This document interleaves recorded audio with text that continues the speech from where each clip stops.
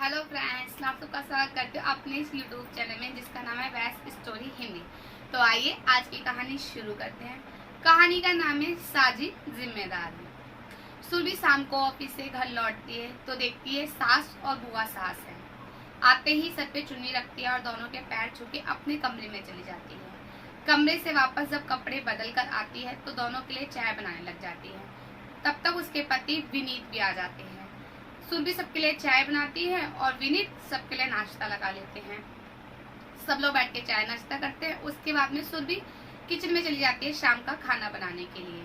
खाना बनाने के लिए वो आटा लगाने लग जाती है और विनीत आलू और मटर लेके आ जाता है। माँ बेटे आलू और मटर छील कर तैयार कर देते हैं जब तक सुरभि रोटी बनाती है। सुरभि रोटी बना लेती है, तुरंत सब्जी भी छौंक देती है और वो किचन साफ करने लग जाती है और विनीत बाकी का सारा घर सामान समेटने में लग जाता है। बुआ सास से सब देख ही रही होती है तो उनका मुंह बन जाता है। सारे काम खत्म होने के बाद में सब लोग बैठकर टीवी देखते हैं और कुछ इधर उधर की बातें करते हैं।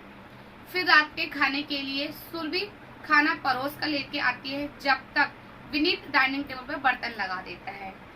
सुरभि की बुआ सास से सब देख ही रही होती है तो बोलती है, अरे विनीत, तुझे क्या पड़ा है हर काम करने की? मैं देख रही हूँ जब से आई हूँ बहू के साथ साथ काम करवाया जा रहा है। अरे बुआ, कोई बात नहीं, इतना तो चलता है। उसके बाद में सब लोग खाना खाते हैं और सुरभि बर्तन धोने लग जाती है। विनीत अपनी माँ और बुआ के पास बैठकर बातें कर रहा होता है। उसके बाद में सुरभि अपने रूम में चली जाती है सोने के लिए और विनीत सबको दूध वगैरह देकर और खुद भी अपने रूम में तुरंत चला जाता है।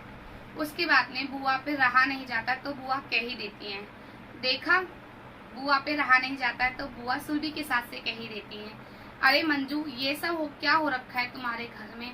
बेटे बहू साथ साथ काम करते रहते हैं। बहू तो सोने चली गई और विनीत दूध लेकर आया है।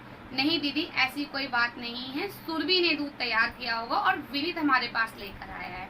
हाँ तो बेटा क्यों लेकर आया है? बहू किस लिए है? अगर बहू काम नहीं करेगी तो काय की बहू?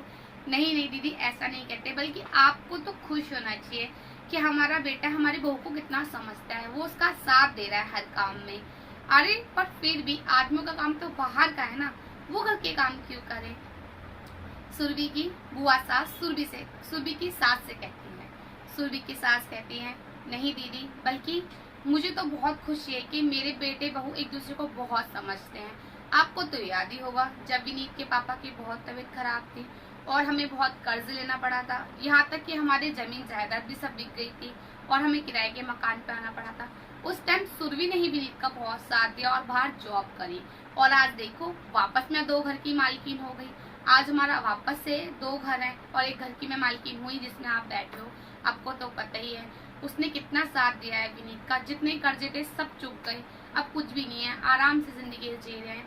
अगर मेरी बहू मेरे बेटे को इतना समझती है तो मेरे बेटे का भी तो फर्ज है कि वो मेरी बहू को समझे। अच्छी बात है ना।